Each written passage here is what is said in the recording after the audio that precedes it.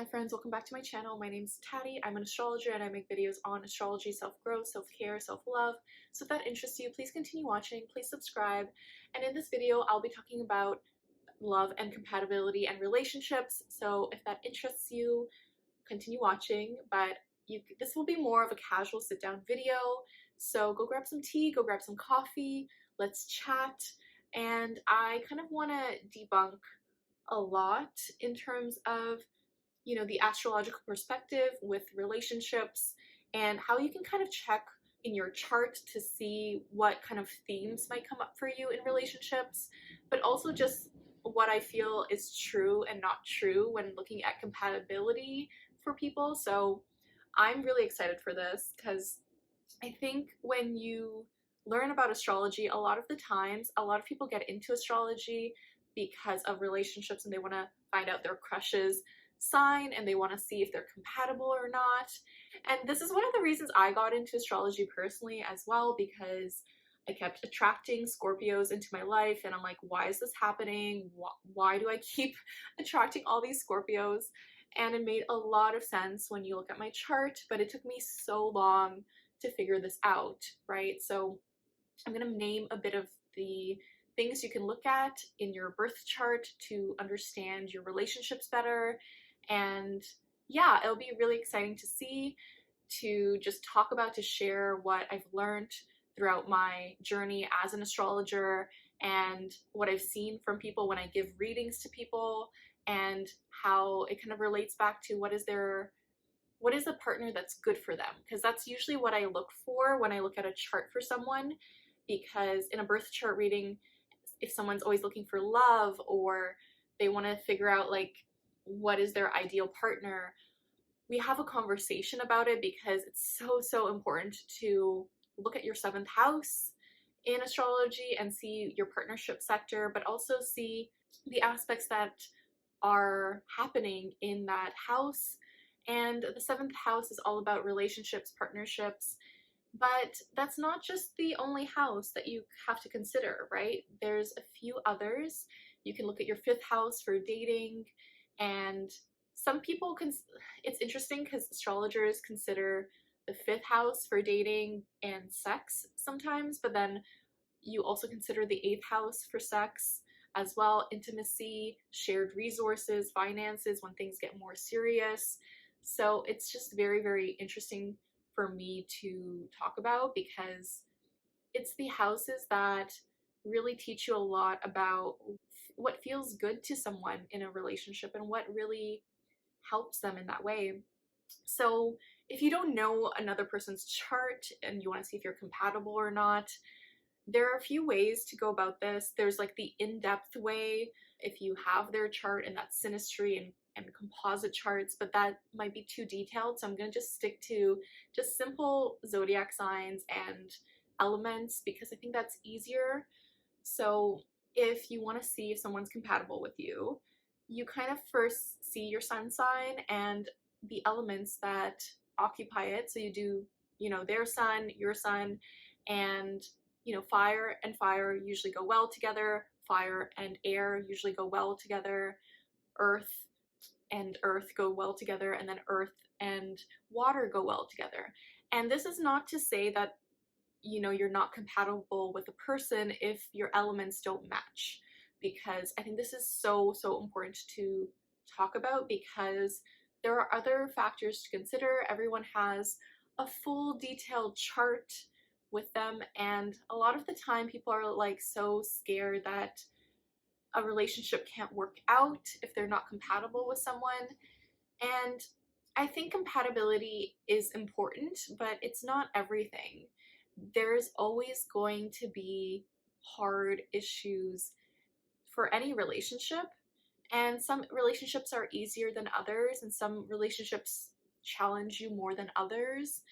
And I think this is really important to learn from and to consider, because what I've learned through making my soulmate video, I have that video up, but also just my own personal experience was, and I've dated for 9 years in terms of my experience, but what I've learned from this process is that compatibility is super, super important, but sometimes how you communicate and how you take action has to be really considered as well.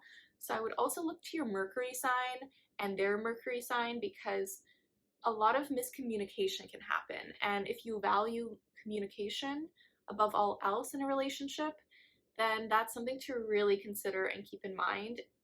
But sometimes that's okay if you have conflicting Mercuries, because then you want to be challenged. So then you want to look at other aspects in your chart too. So what is their Mars sign and what is your Mars sign? And what is your Venus sign and their Venus sign?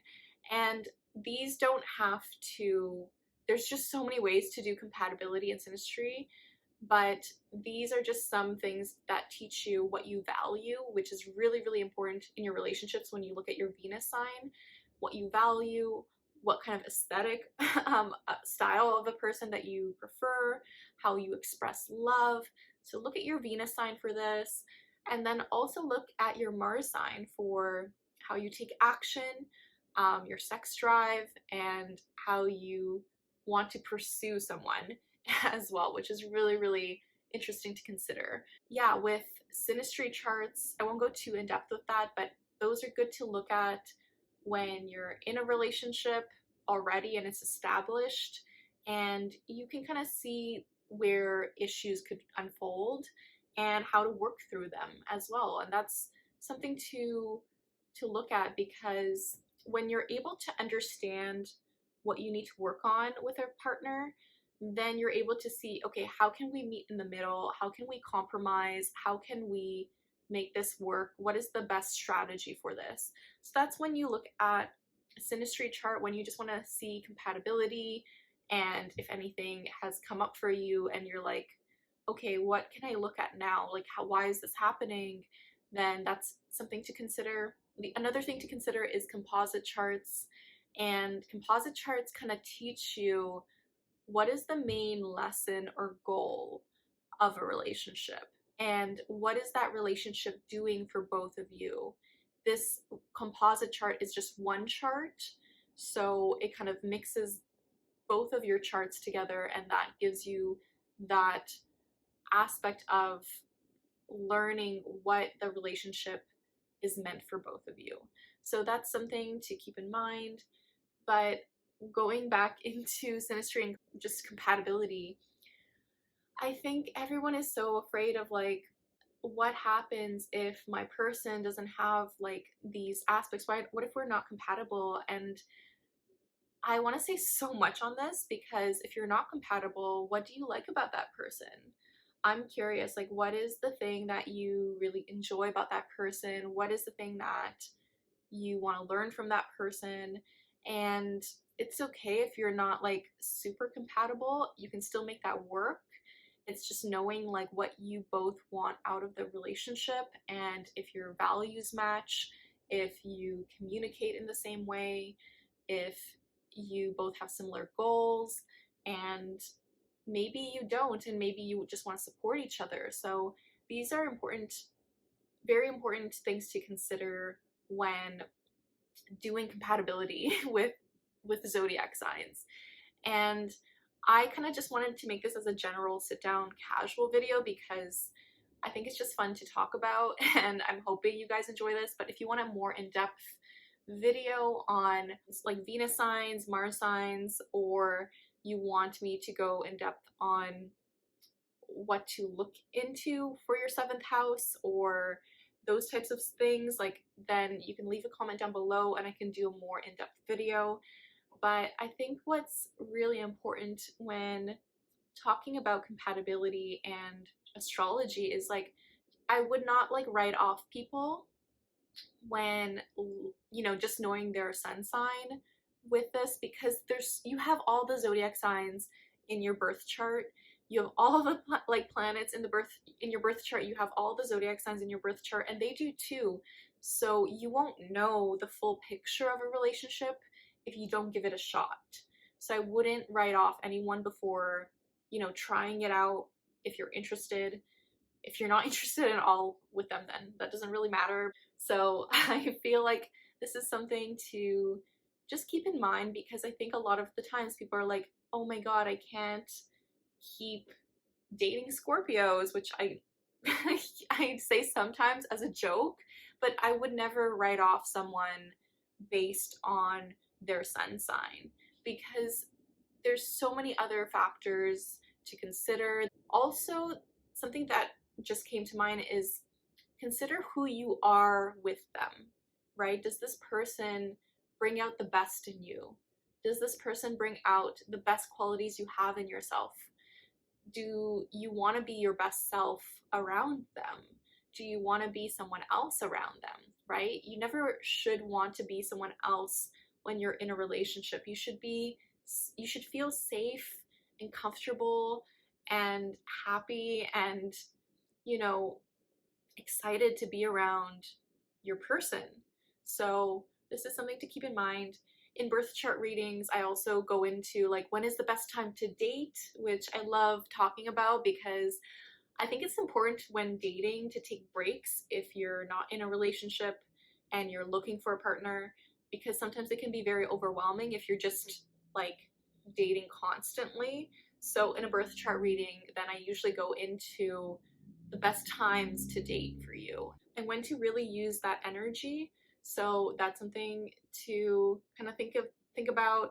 I also go through just, you know, what kind of qualities to look out for in a partner and what would really be supportive for you, because sometimes we think a partner that is similar to us is always best, and that may not be the case, right? It really depends on your birth chart. So that's something to keep in mind. The interesting thing about relationships is a lot of people think relationships are just something to get into and to build a life with someone, and it is for sure. But I think it's an opportunity for us to learn more about ourselves with every relationship we have, with every person we meet. And if we're able to find a lifelong partner, then it's about finding someone that helps you grow and helps you feel comfortable with growth. And I mean, I think that's one of the best things about relationships, but I don't know. Let me know what you think. Let me know your opinions on that for sure, because I really want to know. Let me know if this video was helpful, and if you're interested in joining a loving, supportive Patreon community, I have an astrology and art-based community called Moonsign Creative. The link for that is down below, and we do art rituals for the new moon and full moon to manifest, to just share what you're going through and make new friends. So it's super fun. So I'll leave that link down below. And if you would just like a one-on-one birth chart reading with me, the link for that is down below as well. And we can go really in depth in your chart. But thank you so much for watching. I just want to say the universe has your back. And peace and love. Take care. Bye.